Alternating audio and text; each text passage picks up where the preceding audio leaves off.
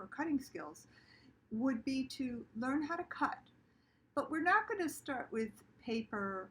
We're going to start with Play-Doh or Clay-Doh or any kind of dough that you have in your house, even if you want to make it out of your own flour and dough.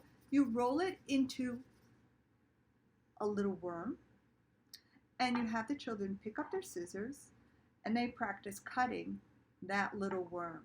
They keep just practicing.